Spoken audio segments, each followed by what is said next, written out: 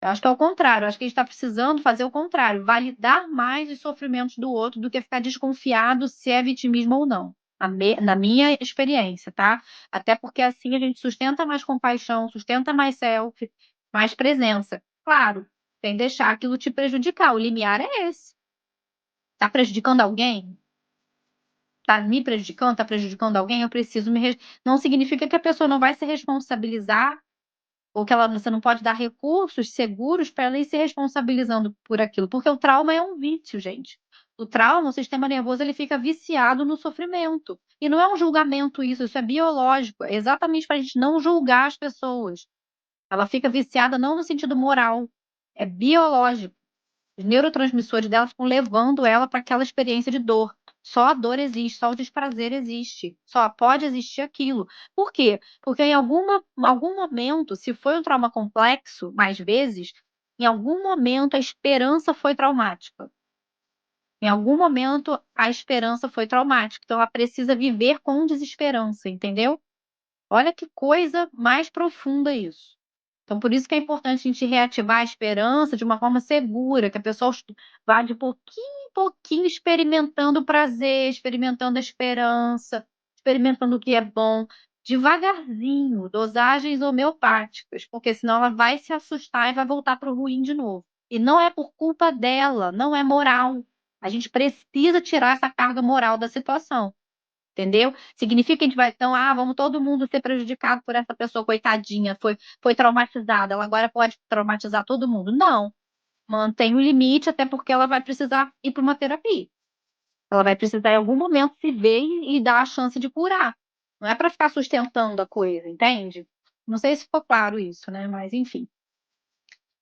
Eu vou falar um pouquinho aqui, aproveitando esse finalzinho, dos recursos práticos para otimizar as funções executivas, principalmente neurodivergentes e 2E. Neurodivergente 2E, que é dupla excepcionalidade, eu estou escolhendo trabalhar mais com esse tema, tá, gente? Porque o 2E, ele fica tão vulnerável, tanta possibilidade de estresse e trauma, de desregulação, que o que a gente resolver para o 2E, a gente está colaborando com todo o resto, tá? Com todas as outras funções, funcionalidade, funcionamentos.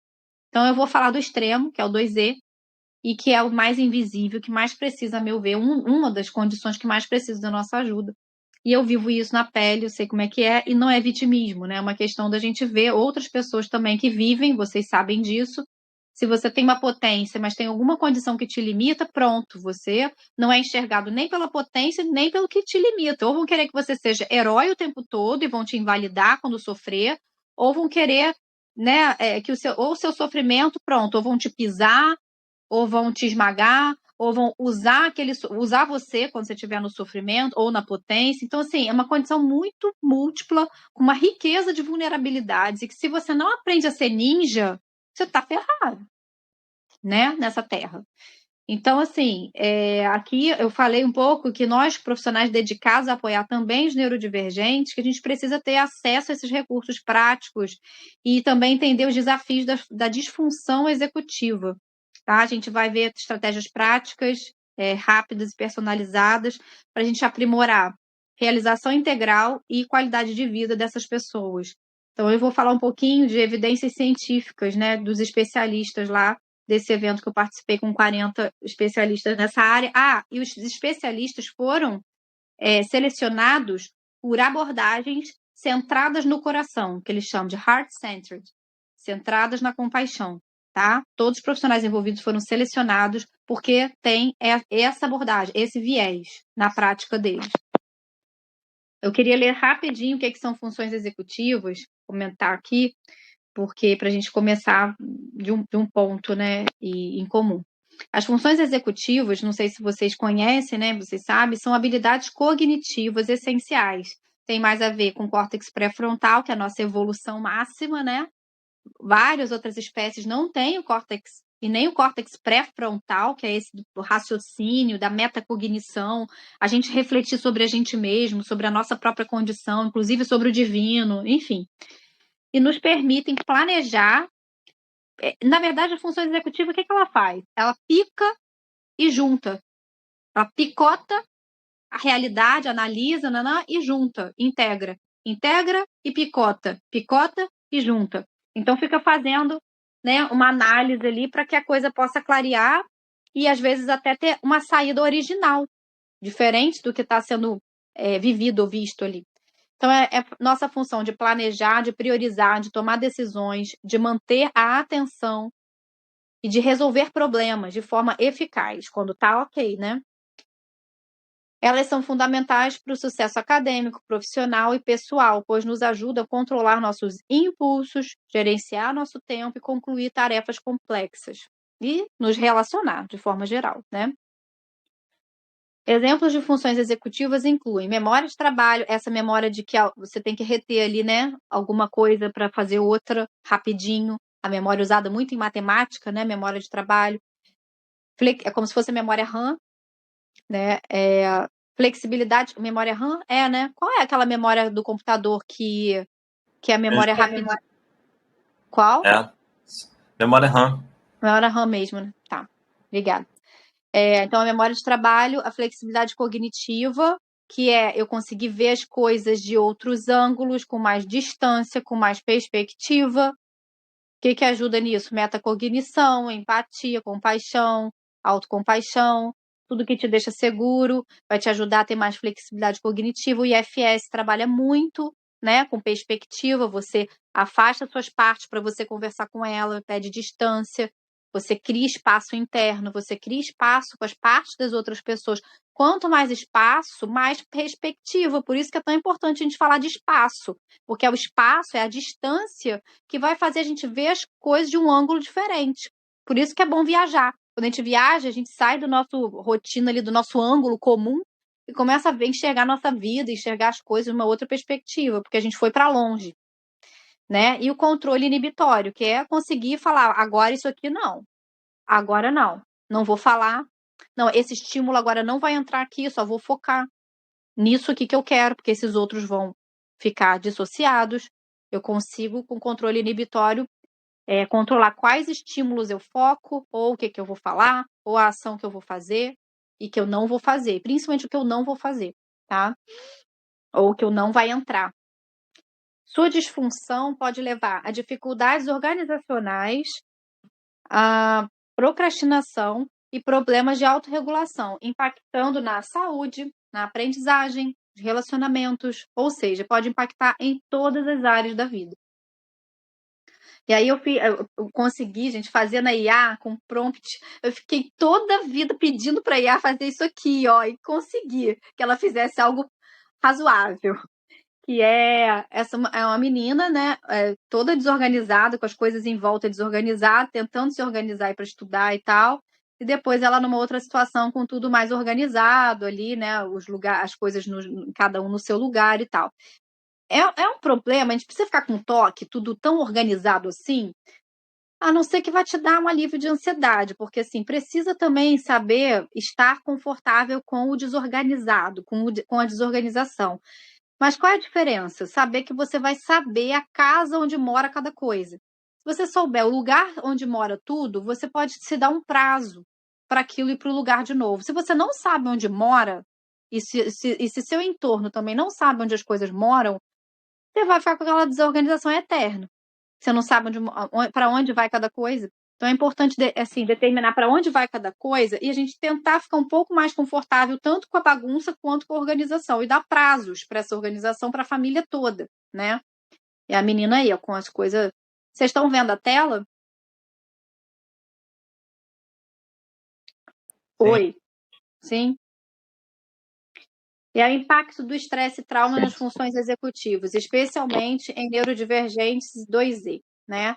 Olha só como é que o estresse e trauma impactam nas funções executivas. A gente já viu isso, né? Mas eu vou estar falando aqui de novo. Impacto no sistema nervoso. O estresse e o trauma sobrecarrega o sistema límbico, que é o das emoções, da memória, onde chegam os inputs, né? Tudo que a gente entra em contato chega e inunda o sistema límbico exatamente para ele fazer o filtro do que é bom, o que não é, para onde vai, para qual memória, que emoção ele vai ativar para lidar com aquilo, né? Então ele vai organizar todas essas experiências e sensações, né? Então o estresse e o trauma sobrecarrega o sistema límbico, o córtex pré-frontal, que vai ser ativado pelo sistema límbico, ele não aguenta, né? Ele até desliga.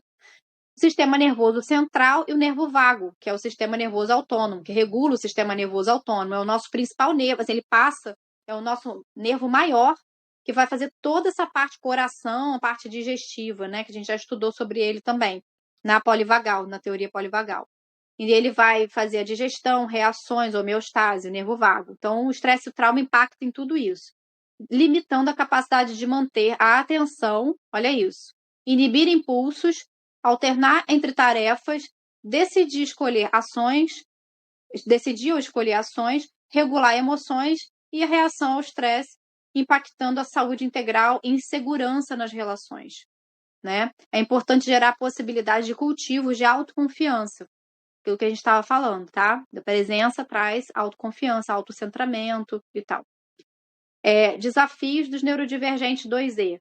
Indivíduos neurodivergentes 2E que já lidam com desafios de regulação física, sensorial, emocional, pela própria fisiologia, pela própria neurofisiologia e a questão social, de ambiente, né, ficam ainda mais vulneráveis aos efeitos negativos do estresse e do trauma. Essa sobrecarga sem regulação, sem possibilidade de uma regulação, né, logo em seguida que seja, impacta no desligamento do córtex pré-frontal e suas funções executivas, perpetuando a desregulação. Aí uma coisa vai escalando, né? Autoconhecimento e autocompaixão são recursos importantes para prevenção e também como antídotos. Eu usei essa palavra aqui, poderia ter outra, né? Mas eu gostei de antídoto. Intervenções especializadas e rede de apoio. São necessárias intervenções especializadas para mais autoconhecimento, autoaceitação, autocompaixão. É um monte de auto, né? Mas é isso, gente. Se não tiver o auto, fica como?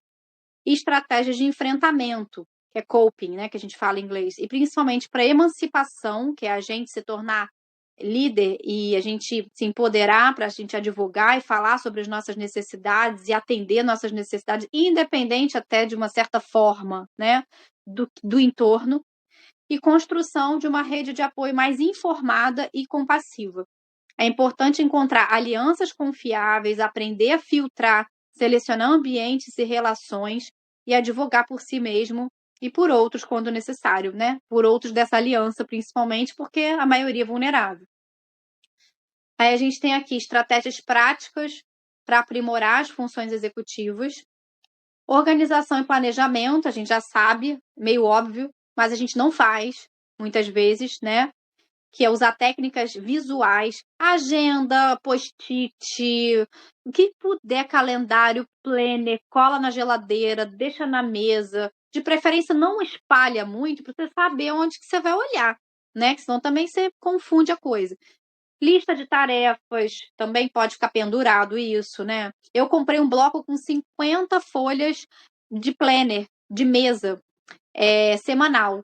É um planner semanal de mesa com 50 folhas. E todo domingo eu vou refazer o meu planejamento semanal junto com a aluna.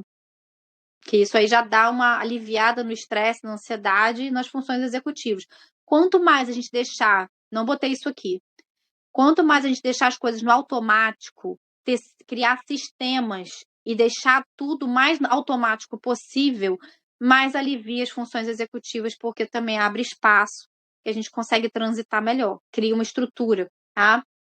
Ajudando a prevenir burnout, esgotamento, shutdown. Gerenciamento de emoções, estratégias de regulação emocional, como práticas de mindfulness com autocompaixão e técnicas de conscientização, podem ajudar neurodivergente 2E a lidar melhor com os desafios emocionais relacionados à disfunção executiva. Isso melhora a resiliência e a capacidade de se manter focado.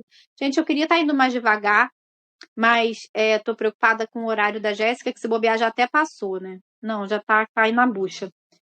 Eu só vou terminar aqui, então depois eu posso deixar gravado para vocês, tá? Ou eu termino de gravar agora e depois a Jéssica vê também, Jéssica, se você ou vocês todos, tá? Fiquem à Pode vontade ser. aí. Se tiver que sair, fiquem à vontade. Eu vou gravar tudo então, tá bom? E aí eu fico até com medo de repente, perder alguma coisa por causa do horário, entendeu? Te privar de falar alguma coisa que fosse importante. Entendi. Então tá, vou gravar a hora que você quiser sair, fica à vontade. Aí você vê esse finalzinho, porque os slides agora são poucos, aí vai ficar menos, tá? Tá bom. Tá bom? Fica à vontade, vai ouvindo até quando der. Isso. Então, Vou dar beijo Desenvolvimento, logo para vocês. beijo.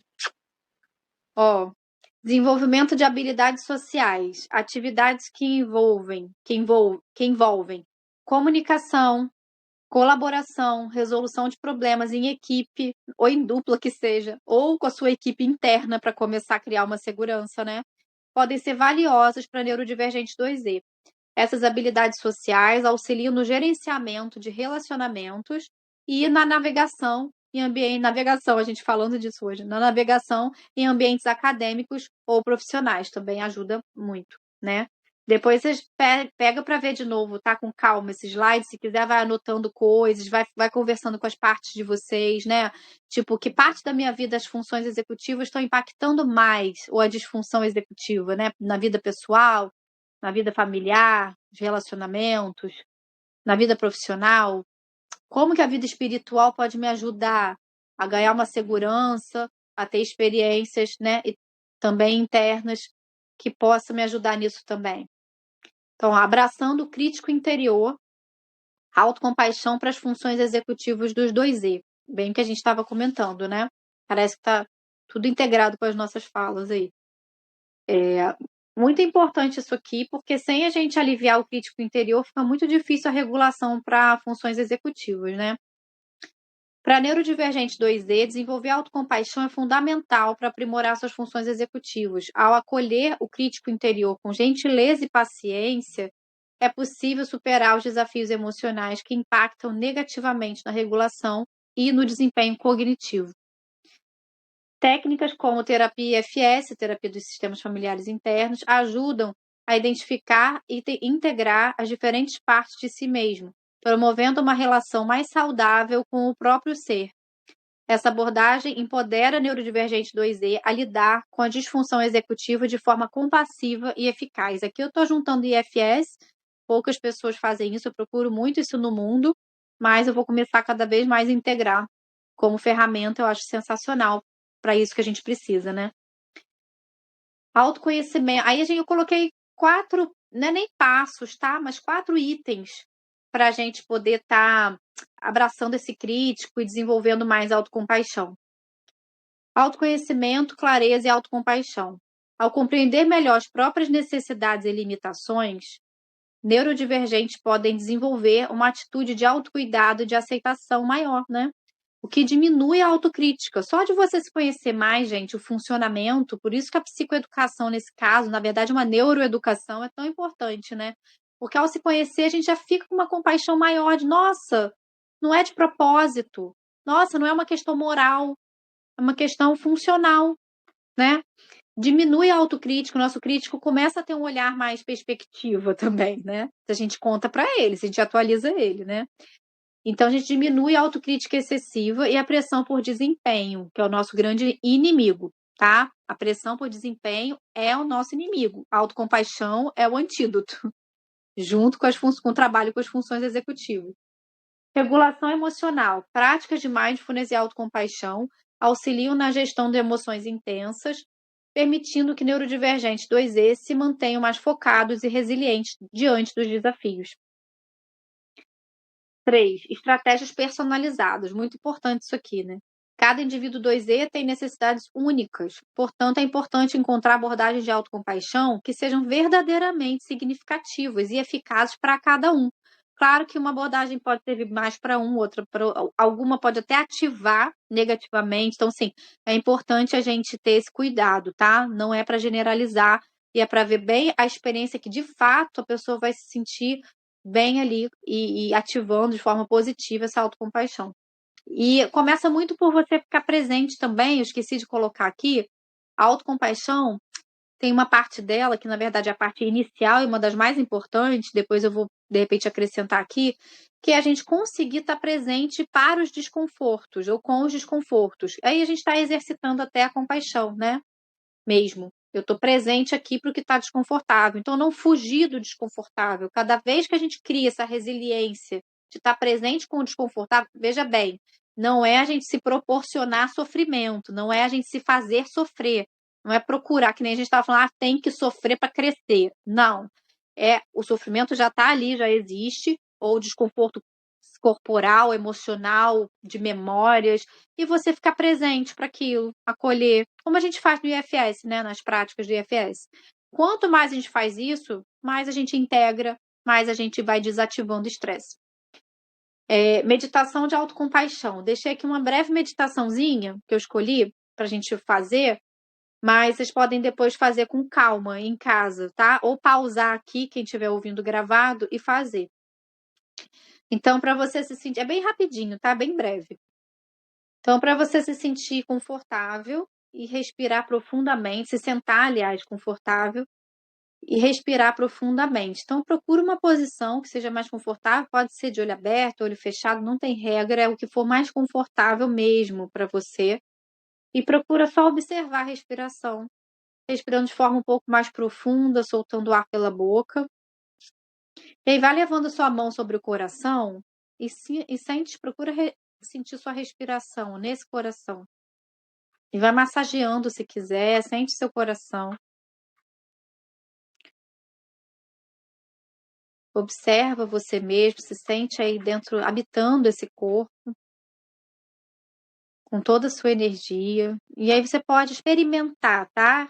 Experimenta, dizer para si mesmo. Ó, e se vier coisa boa, ok. Se vier coisa desconfortável, acolhe também o desconforto. Vê se é possível, sem deixar que seja uma overdose, algo muito over. Aí para, tá? Mas em princípio é algo simples, assim. Colocando a mão no coração, respirando. Você vai repetir e dizer para si mesmo, mentalmente: eu aceito a minha humanidade com bondade. Eu também mereço gentileza, respeito e compaixão. Então fala para você mesmo, assim, abraça, acolhe seu coração e fala para ele: eu aceito a minha humanidade com bondade.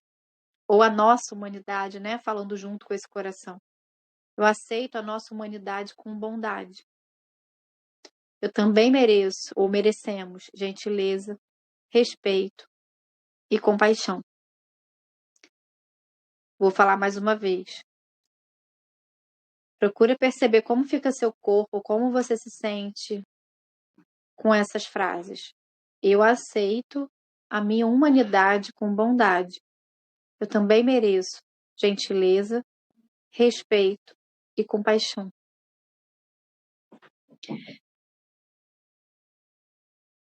E aí você pode repetir essas frases quantas vezes você precisar. Vai observando como você se sente no seu corpo, o que vem, acolhe, vai, continua respirando. E vai permitindo que a autocompaixão se expanda através da sua respiração por todo o seu corpo, por todo o seu ser.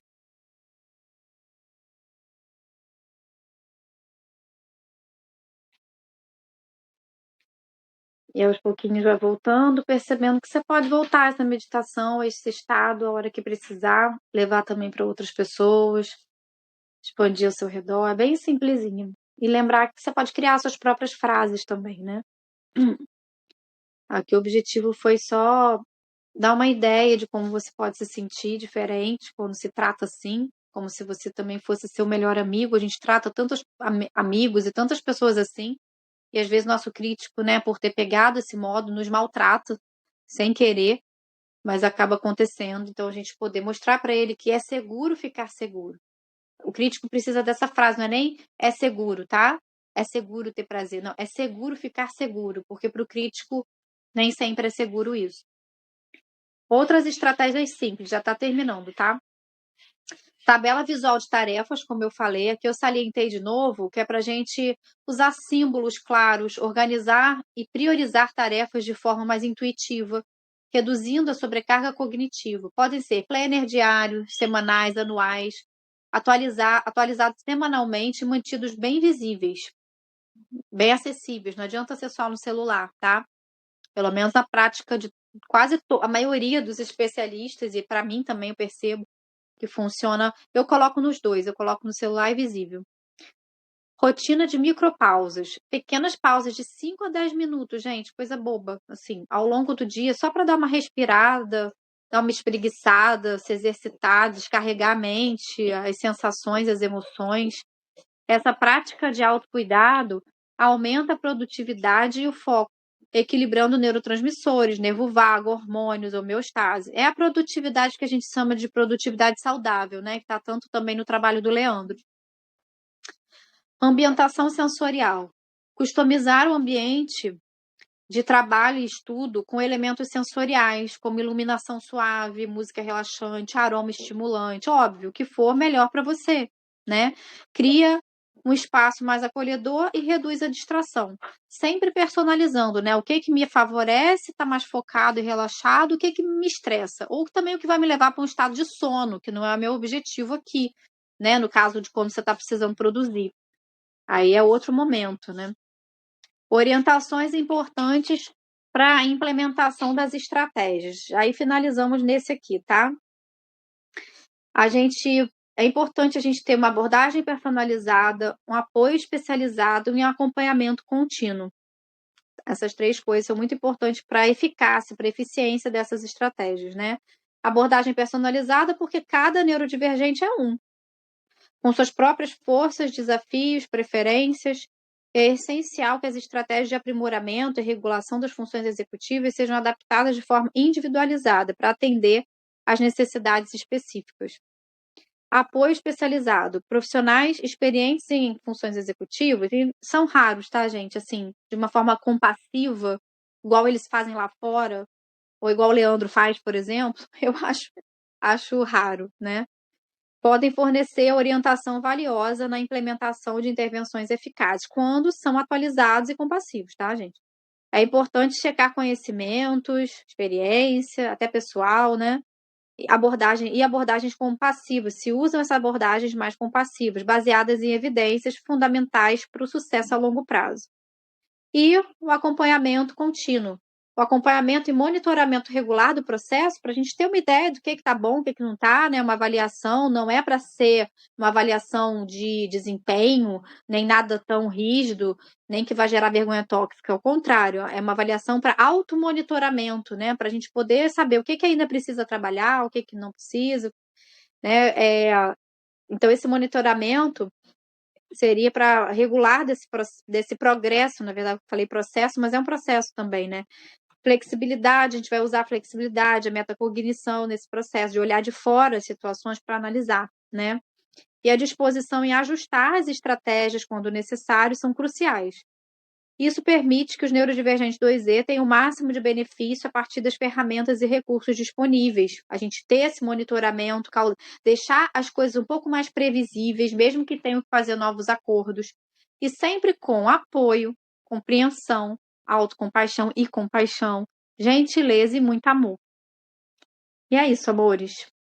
Essa é a contribuição que eu queria deixar hoje para vocês sobre funções executivas. E tem uma coisa que um dos profissionais que eu mais gosto, ele falou, que ele faz com a namorada. Mas, gente, dá para fazer com qualquer parente, ou dá para fazer até online, entre amigos, ou entre a gente também. Ele chamou de body doubling, alguma coisa assim. Enfim, é como se fosse o corpo dobrado, né? Ou o corpo em dobro. Que ele falou que foi, eu não sei se é uma pesquisa, tá? Ou se é ele que observou na prática dele, eu acho até que foi alguma pesquisa, que quando a pessoa está em companhia, e olha como a gente fica criticando as coisas como codependência, né? Essas coisas todas, mas quando a pessoa está em companhia de outra, só de ter a presença, e talvez seja, pô, eles ali não estavam mencionando IFS, nem nada disso, né? E nem essa presença espiritual e tal, mas talvez uma outra pessoa te traga mais sensação de segurança, de presença de self, você consegue, de acordo com ele, executar melhor as coisas. Então ele falou, ao invés de um pai, por exemplo, uma mãe, ao contrário, ao invés de botar o filho para estudar no quarto sozinho, vai lá fazer sua tarefa de casa, vai lá colocar o filho na mesa, claro, se não for atrapalhar. Enquanto você está fazendo comida, deixa o filho na mesa, porque você vai fazer a comida melhor, supostamente, né? Cada um com uma... E nem precisa estar fazendo juntos, e nem a mesma coisa. Podem ser tarefas separadas, mas que façam um sabendo da presença do outro.